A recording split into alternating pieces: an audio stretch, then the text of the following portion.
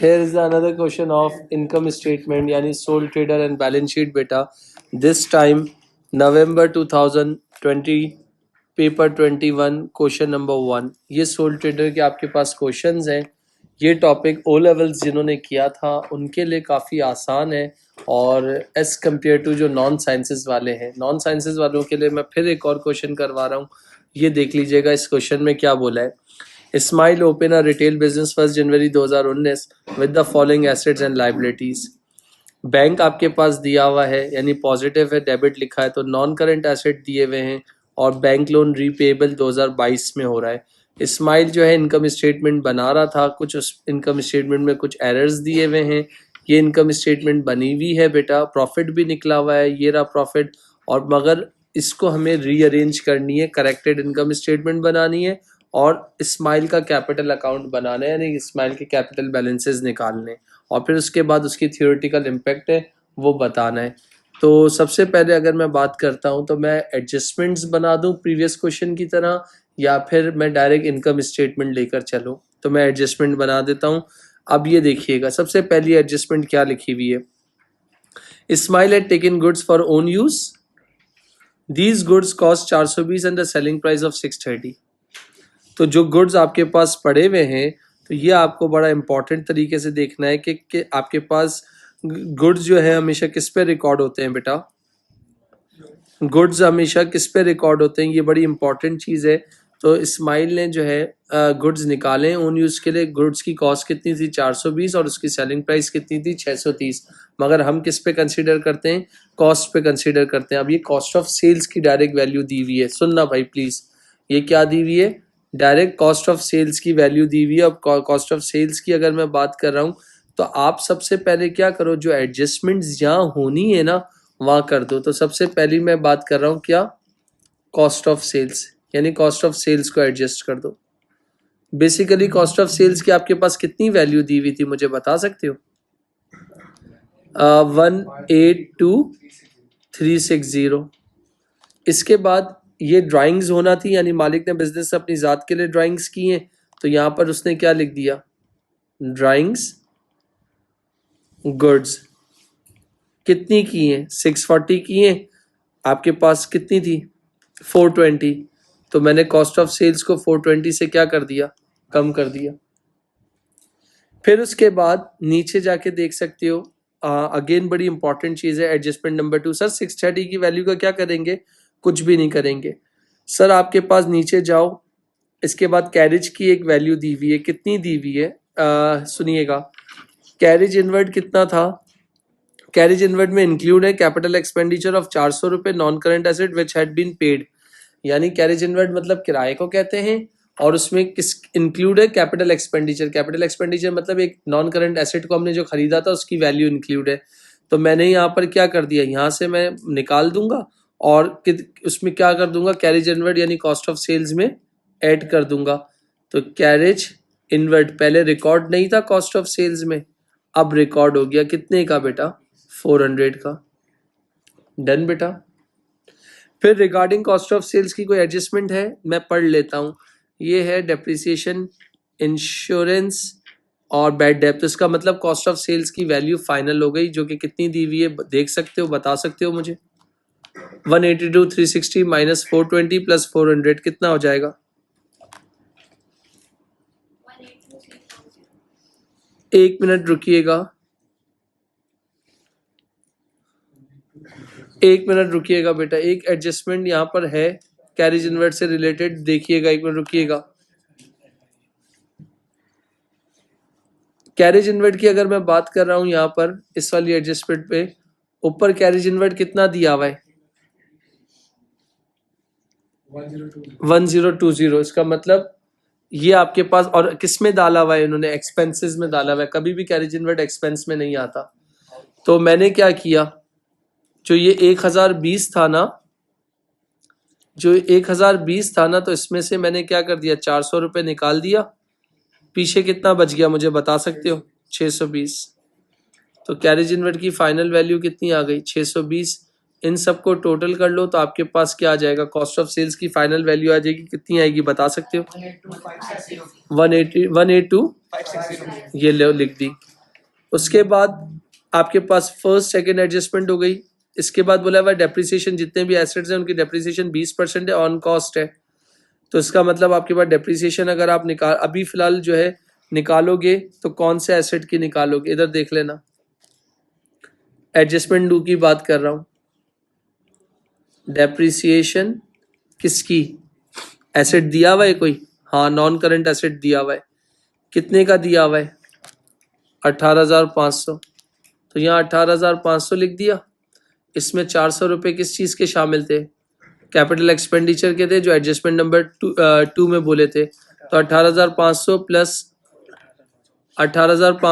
400 कितना हो गया?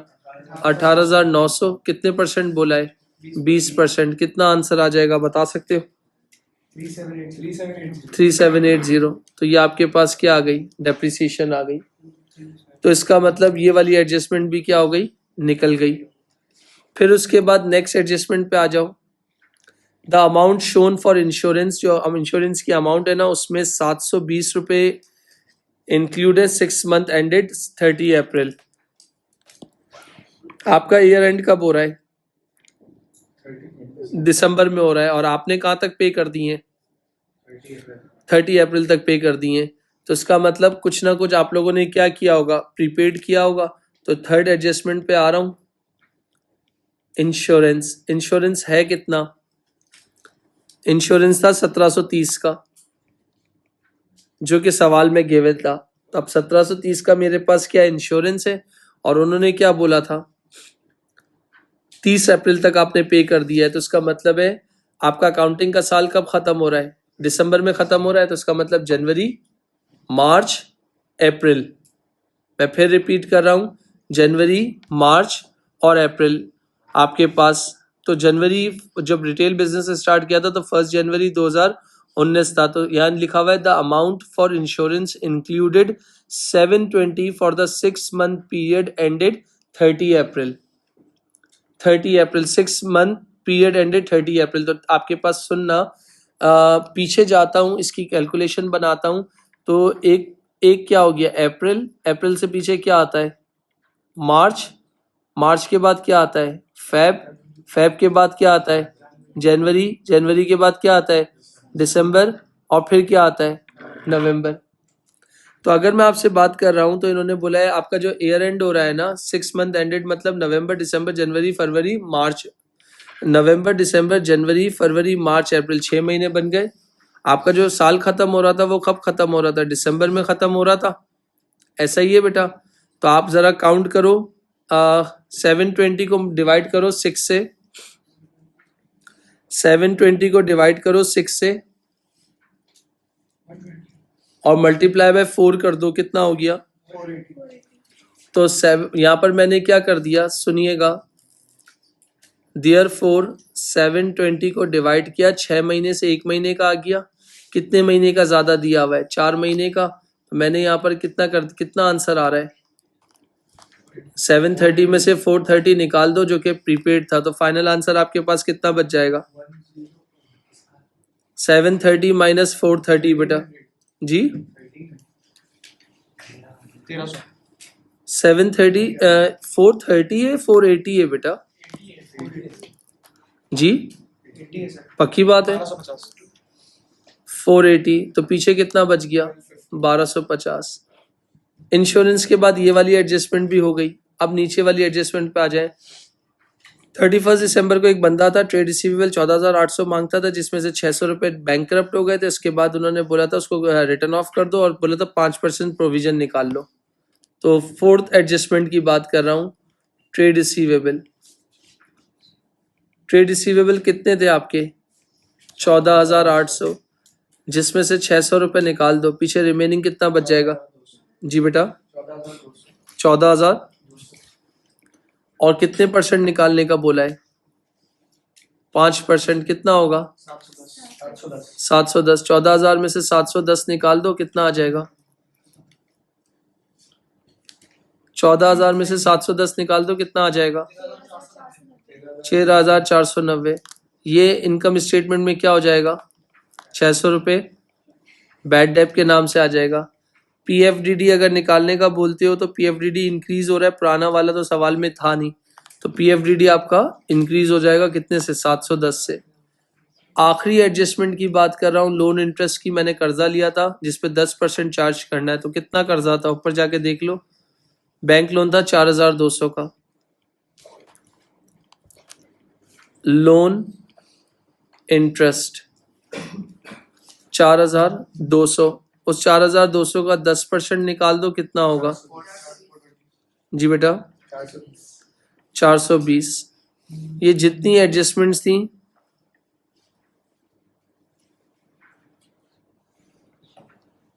ये जितनी एडजस्टमेंट्स थी ये फुलफिल हो गई। अब इसके बाद क्या बनाना है?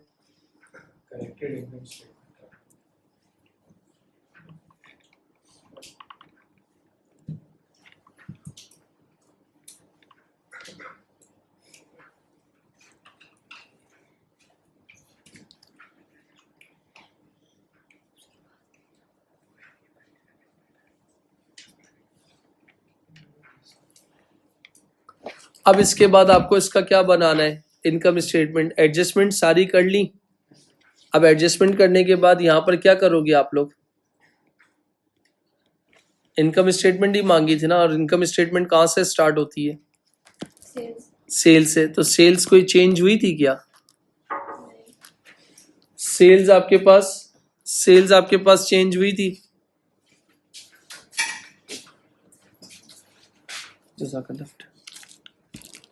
सेल्स आपके पास चेंज हुई थी, कितनी है? रेवेन्यू, एक मिनट रुकिएगा, 274,500 मैंने इधर एज इट इज छाप दी, 274,500। फिर उसके बाद क्या था? Cost of sale. Sale return नहीं था। मेरे ख्याल से आप लोगों ने कॉस्ट ऑफ सेल्स भी फाइंड आउट कर लिया था ना, तो डायरेक्ट कॉस्ट ऑफ सेल्स कितना था आपने ऊपर निकाला था, और इसके आगे मैं वर्किंग शो कर रहा हूँ, कितनी थी? 182,560।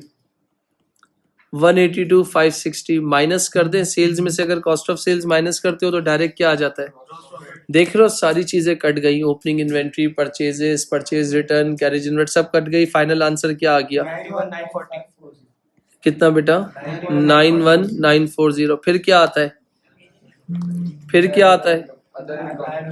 Add other income. सवाल में थी अदर इनकम? सवाल में अदर इनकम थी? कहाँ था? एड डिस्काउंट रिसीव 820, एक ही था। डिस्काउंट रिसीव टेढ़ी मेरी बनी हुई थी, उसको रिवाइज करके बनानी है। दोनों को टोटल कर लो, कितना आ गया? जी बेटा 92। फिर इसके बाद क्या आता है? Less expenses. एक्सपेंसेस थे टेढ़े मेरे थे, उसको सही करके लिखने। एक्सपेंसेस में कैरेज इनवर्ट आ गया, मगर कैरेज इनवर्ट एडजस्ट हुआ था, याद करो। कैरेज इनवर्ट को एडजस्ट किया था, कहाँ एडजस्ट किया था? ये रहा, क्योंकि था 1,020 था, जिसमें से 400 रुपये कैरेज इनवर्ट के थे, माइनस हो गए थे, ऐसा ही था।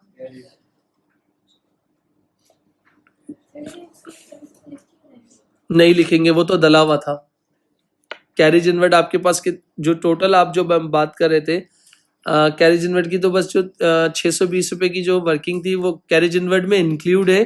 कैपिटल एक्सपेंडिचर 400 का वो तो हमने माइनस कर दिया था, और 620 हमने कैरेज इनवर्ट लिख दिए थे, तो कैरेज इनवर्ट एक्सपेंसेस में नहीं आता, वो कॉस्ट ऑफ सेल्स में हम रिकॉर्ड एडजस्ट कर चुके हैं। फिर उसके बाद कैरेज इनवर्ट के बाद क्या आ गया? ड्राइंग्स नहीं आती। जनरल एक्सपेंस 22,280, इसमें कोई एडजस्टमेंट नहीं थी। General expense 22,280। इसके बाद इंश्योरेंस, हाँ इंश्योरेंस में हमने एडजस्ट किया था, इंश्योरेंस को हमने एडजस्ट किया था। उसके आगे डब्ल्यू लिख रहा हूँ, यहाँ से लाए थे, कहाँ से? 1250, ये रहा। इंश्योरेंस के बाद हमारे पास कौन सा था? रेंट। इसको हमने एडजस्ट नहीं किया था, कितना था? 20,250। अच्छा, रेंट के बाद लोन इंटरेस्ट, ये भी एडजस्ट हुआ था। कितना लोन इंटरेस्ट निकाला था? कुछ 420 निकाला था, अगर याद हो तो आप लोगों को। फिर इसके बाद एक नॉन करंट एसेट था, उसकी तुम लोगों ने क्या निकाली थी, डेप्रिसिएशन निकाली थी, वो कहाँ है, 3780। उसके आगे भी वर्किंग लिख रहा हूँ, इसके आगे भी वर्किंग लिख रहा हूँ, 3780। अच्छा, एक इररिकवेबल डेब्ट था एडजस्टमेंट के अंदर, अगर याद हो तो तुम लोगों को, 600 रुपए का, सही है। अब इसके अंदर भी एडजस्टमेंट थी, ये लो, इसके आगे भी डब्ल्यू लिख दिया। अच्छा, एक तुम्हारा प्रोविजन क्या हुआ था, इंक्रीज हुआ था, क्योंकि नया प्रोविजन था, पुराना प्रोविजन था नहीं, कितने से, 710 से। ये सारे एक्सपेंसेस को प्लस कर लो, मुझे फाइनल आंसर बता सकते हो कितना आएगा, 49290। मैं कमाता कितने पैसे हूँ, 92,760। खर्च कितने करता हूँ कितना बेटा, 43। ये तुम्हारा क्या आ जाएगा, profit for the year. Done हो गया। पहली वाली इनकम स्टेटमेंट को देख लो और अब वाली के देख लो, ये बन गई। अगर एडजस्टमेंट बन गई थी ना तो देख लो, सब काम हो गया। ये क्या था तुम्हारे पास, एडजस्टेड वैल्यू, ये क्या थी, एडजस्टेड वैल्यू, ये क्या थी, adjusted value, adjusted value, adjusted value, और ये रही। अब इसके बाद इसकी जो नेक्स्ट रिक्वायरमेंट है उस पर क्या मांगा है, जितने भी स्पेशली फॉर नॉन साइंसेज हो या कॉमर्स वाला हो, कोई भी हो, उन सबको एक बात बोल रहा हूँ, गौर से सुनना। अगर थोड़ी सी अकल और सेंस है ना तो इंशाल्लाह पिक कर लोगे। मैं सोल ट्रेडर बनाता था, सोल ट्रेडर में क्या लिखता था, ओपनिंग कैपिटल लिखता था। उसमें क्या करता था, ऐड और लेस प्रॉफिट, फिर क्या करता था, लेस ड्राइंग्स करता था, तो मेरे पास क्या आ जाता था, क्लोजिंग कैपिटल आ जाता। तो यहाँ भी मुझे सिर्फ यही निकालना है। अब अगेन थोड़ी सी तुम सबकी तवज्जो चाहिए। मुझे क्या चाहिए, कौन सा पार्ट है ये, पार्ट बी। पार्ट बी की अगर बात कर रहा हूं तो सुनना, मुझे SOFP का एक्सट्रैक्ट बनाना है। एक्सट्रैक्ट में सबसे पहले क्या आता है, ओपनिंग कैपिटल, फिलहाल मुझे नहीं पता। फिर क्या आया, add profit for the year, वो कितना है, कितना है, 43। फिर क्या आता है, फिर क्या आता है भाइयों, लेस ड्राइंग्स। ड्राइंग्स थी ना, मेरे ख्याल से थी, ड्राइंग्स थी, मैंने कहीं देखी थी। ये रही 18,740, और इसमें एक एडजस्टमेंट थी 18,000, रुकिएगा, 18,740 प्लस ड्राइंग्स। ड्राइंग्स हम लोगों ने किए थे, कितने के किए थे, 420 के किए थे। तो फाइनल ड्राइंग्स की वैल्यू कितनी हो गई, 19160। तो इनको जब सॉल्व कर लेते हैं तो हमारे पास क्या आना चाहिए बेटा, आवाज नहीं आनी चाहिए बड़ी, क्लोजिंग कैपिटल आ जाएगा, ऐसा ही है। मगर क्लोजिंग कैपिटल आएगा कैसे, अब ये देखना है, क्योंकि एक वक्त में सुनना प्लीज, एक वक्त में 2x नहीं हो सकते, एक वक्त में 2x नहीं हो सकते। तो अगर मुझे क्लोजिंग या ओपनिंग की अगर मैं बात करता हूं तो यार, मुझे जहां तक मेरी अंडरस्टैंडिंग कहती है कि ये मेरे पास क्या गिवन था, क्या गिवन था, क्या लिखा है, 1 जनवरी। तो 1 जनवरी की अगर मैं बात कर रहा हूं तो ये 7,500 मेरा क्या होगा, एसेट, 18,500 क्या होगा मेरा एसेट, सही है। इसके बाद अगर मैं आपसे बात कर रहा हूं, इन दोनों को प्लस करो, कितना होता है, इन दोनों को प्लस करो, 17,500 प्लस 18,000, जी हाँ, 26,000। ये मेरे क्या हो जाएंगे, टोटल एसेट्स हो जाएंगे, प्लीज बेटा। और ये मेरी क्या होगी, लाइबिलिटी हो जाएगी। टोटल एसेट में से लाइबिलिटी को माइनस कर दो तो जो डिफरेंस आता है वो क्या कहलाता है, कैपिटल। कितना आएगा, क्यों, 21,800। तो ये मेरा क्या हो गया, ओपनिंग कैपिटल आ गया।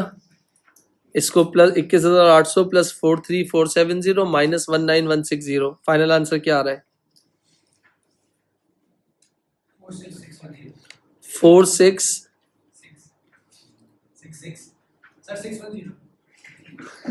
दोबारा चेक करो। 21,800 प्लस 43,470 माइनस 19,160। 46,110 बेटा, तो क्लोजिंग कैपिटल आ गया। फिर उसके बाद आखिरी पार्ट यहाँ देख लीजिएगा, बड़ा इंपॉर्टेंट है। एडिशनल इंफॉर्मेशन में क्या बोला हुआ है? इस्माइल जो है अपने बिजनेस को एक्सपेंड करना चाहता है, तो उसको एडिशनल फाइनेंस चाहिए $25,000 का। उसके बाद दो ऑप्शन है फाइनेंस को रेज करने के लिए। ऑप्शन 1 क्या दिया हुआ है कि वो बैंक से क्या करे, लोन ले ले। कोई भी इंसान है, कोई भी हशर बशर है, तो भाई उसने बोला कि मुझे अपना बिजनेस को रन करना है। जब बिजनेस को रन करना है तो मैं क्या करूंगा कि इसको लोन लूंगा। अब जब लोन लूंगा तो इसमें क्या चीज़ होगी, वो इम्पोर्टेंट मैटर करता है, वो चीज़ बहुत ज़्यादा मैटर करती है, वो क्या होती है। और दूसरा आपके पास क्या होगा, option 2 form a partnership with Seema friend, Seema would expect profit and losses to be shared equally. ये तो बहुत ऊपर से आ रही है।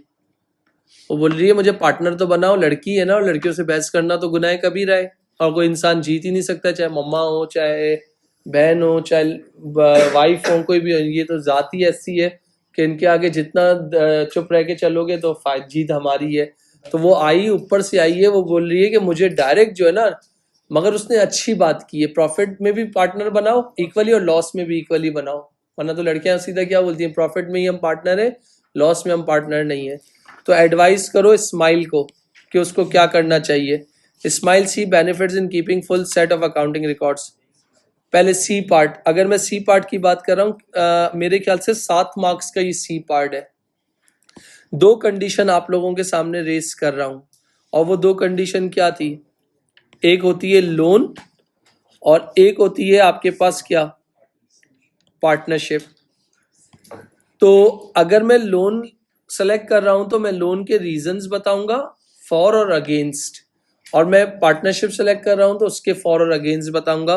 तो अगर मैं लोन की बात कर रहा हूं तो लोन के रीजंस फॉर जो होंगे ना, मेरे लिए क्या फायदे होंगे।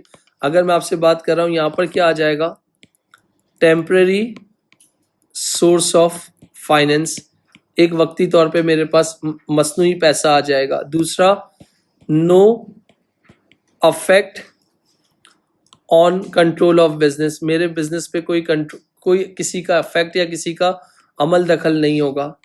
दूसरा, profit will not have to be shared बेटा। ये लोन की सारी बातें हैं, लोन की पॉजिटिव चीज है।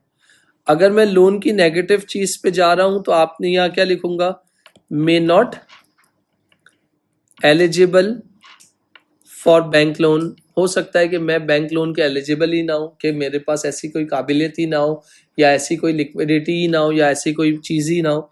दूसरा, सिक्योरिटी रिक्वायर्ड फॉर लोन, जब लोन लेना होता है ना तो अपनी कोई ना कोई चीज़ रखवानी पड़ती है। तीसरा पॉइंट डिसएडवांटेज, जब लोन लूंगा ना तो उस पर इंटरेस्ट देना पड़ेगा, जब इंटरेस्ट देना पड़ेगा ना उससे क्या होगा, प्रॉफिट रिड्यूस होगा।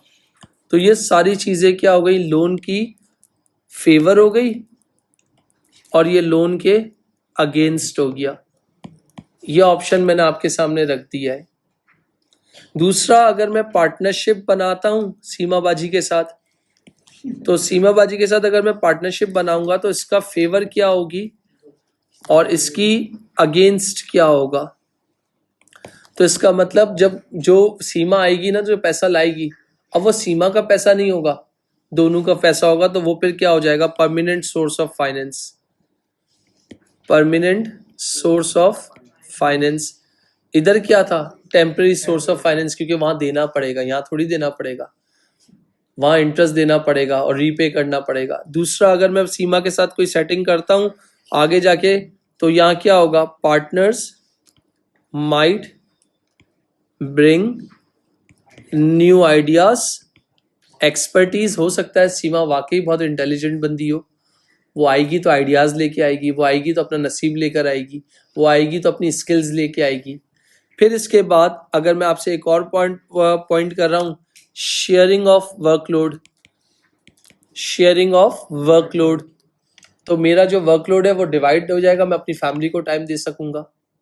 फिर इसके बाद और क्या हो गया आपके पास, security for finance will not required, मुझे अपनी कोई चीज गिरवी नहीं रखवानी पड़ेगी। डन।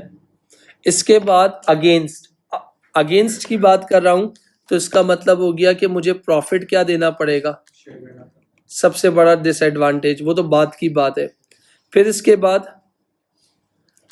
पॉसिबिलिटी ऑफ डिस्प्यूट या कॉन्फ्लिक्ट ऑफ इंटरेस्ट, जाहिर सी बात है हो सकता है, चीजें कर सकता है। इसके बाद डिसीजन मेकिंग स्लो हो सकती है।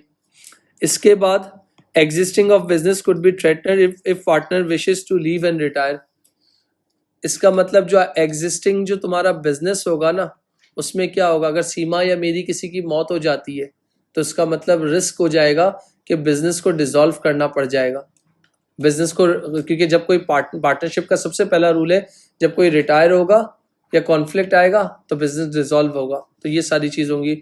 अब ये सारी चीजों को मद्देनजर रखते हुए तुम लोगों ने क्या बताया, यानी तुम अगर लोन पे जा रहे हो तो उसके 3 फायदे 3 नुकसान, अगर तुम पार्टनरशिप पे जा रहे हो तो 3 फायदे 2 नुकसान, एंड 1 इज योर डेवलपमेंट यानी 1 इज रीजन। तो आपके हिसाब से कौन सा, which option is better to adopt leave it, sorry smile को क्या करना चाहिए, पार्टनरशिप पे जाना चाहिए या लोन पे जाना चाहिए? अच्छा, अगर मैं जहां तक मुझे याद पड़ता है, मैं अभी इसको हाईलाइटर को हटाऊंगा नहीं, क्योंकि ऊपर ऑलरेडी स्माइल के पास लिक्विडिटी प्रॉब्लम्स, लिक्विडिटी इतनी अच्छी नहीं है, या लिक्विडिटी ऊपर बैंक लोन स्माइल का दिया हुआ है। तो अगर वो लोन पे जाना चाहता है, प्रॉफिट तो आपके पास अच्छा खासा प्रॉफिट हो रहा है, 43,740 है, तो यार अगर लोन पे जाना चाहता है तो लोन पे चले जाए, मगर लोन से ज्यादा अच्छा नहीं है कि वो पार्टनरशिप फॉर्म कर ले? क्यों? अब इसको, yes, smile should opt option कौन सा, option 2, partnership with Seema, because they have multiple benefits in long term because कि उसका प्रॉफिट शेयर तो उसका डिवाइड हो रहा है, मगर साथ में उसके पास जो है परमानेंट अमाउंट ऑफ कैपिटल भी आ रहा है, उसको रीपे करने की भी टेंशन नहीं है, और उसमें उसके वर्कलोड भी डिवाइड हो रहा है, बहुत सारी चीजें हैं जिसके लिए उसके लिए वो फेवरेबल हो सकता है। आप कोई बच्चा बोलेगा लोन पे जाना चाहिए, यार लोन पे जाना चाहिए, तो जब वो लोन लेगा तो वो वक्ती तौर पे उसका कैपिटल इंक्रीज हो जाएगा, अगर अल्लाह ना करे आगे जाके फ्यूचर में और फंस गया, क्योंकि बिजनेस को जब एक्सपेंड करना होता है तो इस तरह की कंडीशंस होनी पड़ती हैं, तो इसका मतलब option 2 is better to adopt smile बेटा। तो ये रीजंस है, मैं हटा दूंगा बट रिकॉर्डिंग में ये आपके पास होंगे। फिर उसके बाद लास्ट इसका क्या है, स्माइल आपके पास नेक्स्ट लास्ट पार्ट के, smile see benefits in full keeping double accounting records. तो जब आप डबल एंट्री करोगे ना, ईमानदारी से डबल एंट्री को प्रॉपर करोगे, तो उसमें आपके पास क्या फायदे होंगे, बड़ा इंपॉर्टेंट चीज है आपके पास। Number 1, more effective decision making, हर चीज अगर आपके पास होगी ना, प्रॉफिट होगा, लॉस होगा, यानी इनकम स्टेटमेंट होगी, तो डिसीजन मेकिंग आपकी इफेक्टिव हो जाएगी। दूसरा point, easier for business to assess performance, business अपनी परफॉर्मेंस को असेस कर सकेगा। फिर इसके बाद जी, लेस चांसेस ऑफ एरर, जबरदस्त, less chances of error and frauds and misappropriation of funds, ये सारी चीजें लिख सकते हो। इसके बाद पॉसिबिलिटी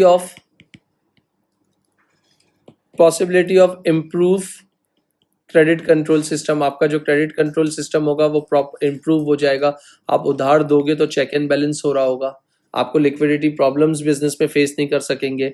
5वां, अगर आपके पास प्रॉपर रिकॉर्ड होगा तो आप कंपैरिजन कर सकोगे विद प्रीवियस ईयर्स और दूसरे बिजनेस के साथ कर सकोगे।